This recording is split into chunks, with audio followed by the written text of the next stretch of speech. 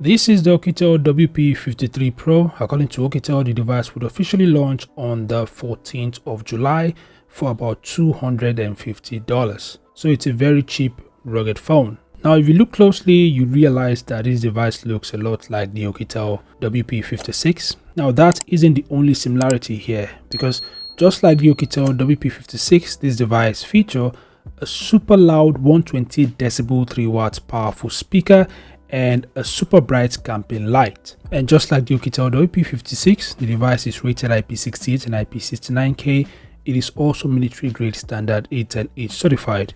And other features like a side mounted fingerprint scanner and face unlock, NFC support, OTG, FM radio, GPS and other essential navigation systems, dual SIM support, and reverse charging. Now that's where the similarities end, because every other specs of this device doesn't come close to that of the Oukitel WP56. But of course, this phone is a budget phone. The WP56 is kind of like a mid-range device, but it's also very affordable.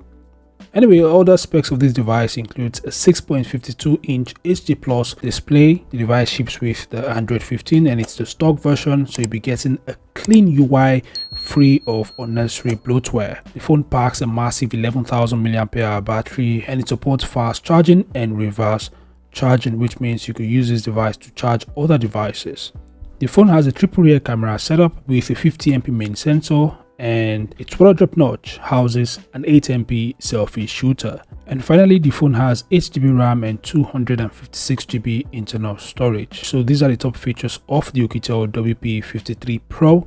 As I mentioned earlier, it's going to launch on the 14th of July for about $250. And I think I'll be comparing this device with the Oukitel WP56 to point out the similarities and differences.